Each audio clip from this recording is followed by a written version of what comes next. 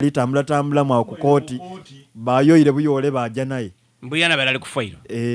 yena ali kube banonyanga so asembeire mwene bamwagana mu kifo ekituufu yabangwiza obwira bamunonyanga abayira bukangeyo mwamukubira endulu batwaire mudo isoka stage eyo I mean ya parade abamu parade bagitwalanga ensonga etali awe tali makulu naye government eno erina abantu bangi beterese bebakyayola abantu bangi bebaterese ekikuba nzege ensimbi ya mukazi wange numa na balikola parade banono omusajja munumba aye mutwale ku town hall bakube parade kuliya bayachika bakuno abe kama takuba kuliya omusajja weyiga ng'omujjokera omusajja gundi gobayola nakani abedinasa kubya parade ezimu ku nsonga ezikwasiza bano ba sebuufu oyo bamuyita Abibu Bwembo akunga atwala okunga mu kibiina ky'NUP parade Edi Mutwe ezimu ku nsonga ogyeko bokuba amasimu parade Calvin Tasi ono Bobby Giant ono omwana waffe ebintu bino ebyatandikira nga batulaga bulungi ono yatyamana ku TV muganda w'omukulu Kyagulanyi yatukoba ati bambuziza amaina nawaayo lisiti begano ono ne yawaayo lisiti entuufu chairman Nyanzi ne yawaayo lisiti y'abano bebaligema so bw'abanga ye ne yaliwunga n'akulira parade ate nga ne yawaayo lisiti nife baani okuwakanya awo batowakana naye kyetulina okutunuulira tuli mu biseera bya bufuzi bya kulonda saawa eno balina okutiisatiisa abo abaana emitima omusango ogwese kutiisatiisa bulaza omusango ogwese gwakutiisatiisa siganye naye era anti wuliriza omanya abaana b'NUP balina emitima kibayita emitima egyakaluma anti bwe tugikalubire ku yema 13 anti oyini imwe muganagana abantu bano mwabaleetera obuzibu ne gavumenti yona tesobola bulingirire iwokere nkyogule ekyambalo ekyamajja obe nakyo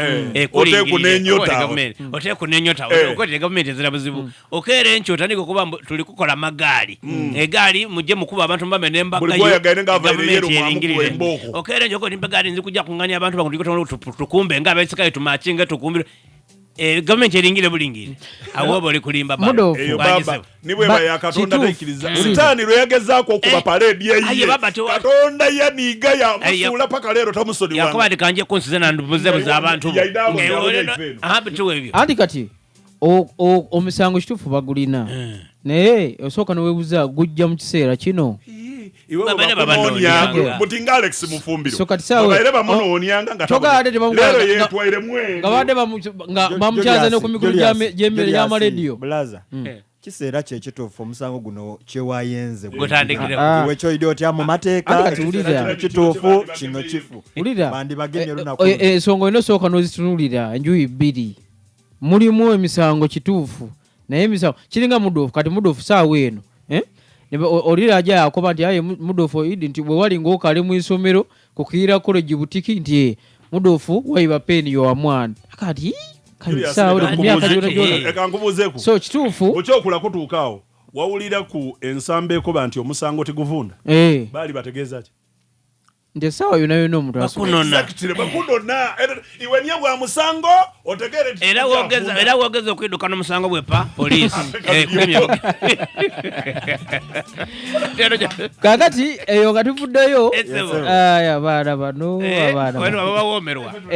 eyo nga tufuddeyo wabaddewo wakyaliwo amaloboozi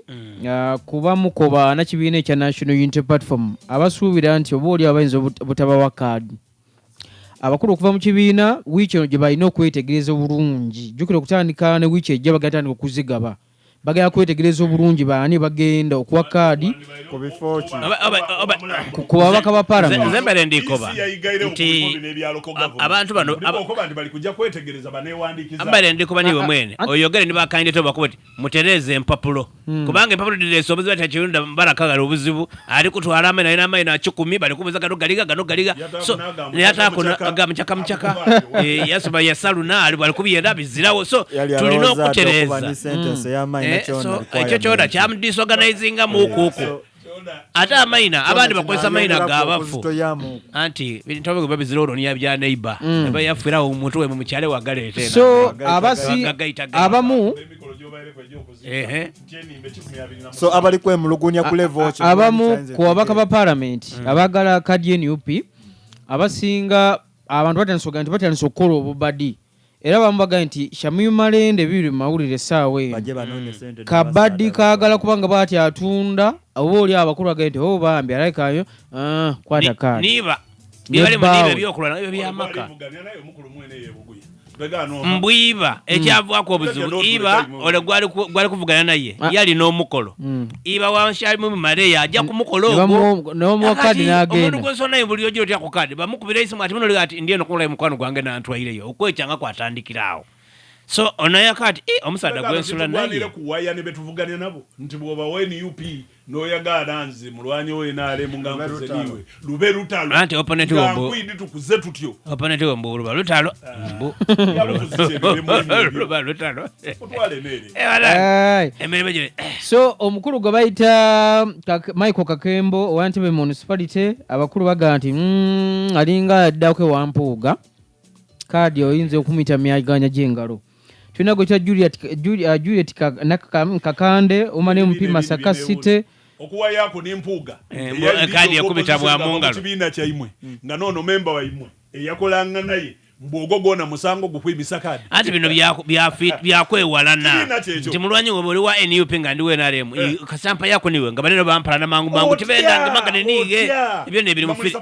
sibitegera wakoba oti ideas zidonfu nzedange ntufu nidino abantu baba kuba mwaka ku muntu baloda ku omukwiyo ata ugo banga timu bawalala iwanene musime President Museveni mumusime ate mumwenderera mumukubire mungalo kuba President Museveni yandibairako bati nga bwendi mu buyinza tikasobola kutyamanga ni bano ba opponent bange kuteesa ngulita kikola ekyo oyidukira batawo pano namba bona besoloza buli omu yakobera kyali kujokola oli confident amawulire agavaako Museveni idea katufune ku Dr. Tango doinga langirire bye muge mulete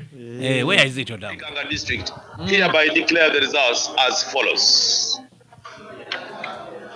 Kayemba Patrick, total votes polled 7,978 votes, representing 25.99%. Muuma Militon, total votes 5,105, representing 16.63%. Ntulume Chafu, 7,527, representing 24.53%.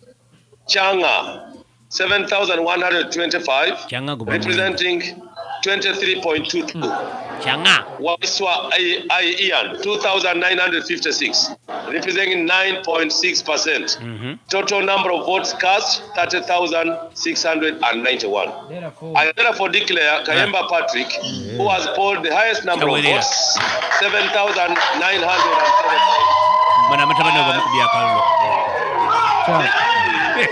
Elected flag bearer for member of parliament, Kigulu South constituency of Uganda district. Ekitegeeza bagaseeko na buli obwasooka ono babadde atugamba so kati bwe tuva wano kati bw'ava wano agenda kulangira bya Namutumba babaire bakala ante ebintu bikyuka butiawo nani flag bearer wagano ono Patrick Kayemba aizeeyo buti era Mutumba bakali kumaliza tebannaba tebannalangirira akulangirira bakali merwaki aide eno okumpi kabiri aireyo kabiri yagala mulundi ogundi wakitamaliza mene yaire ate leero yabyekwaatiddemu mwennyini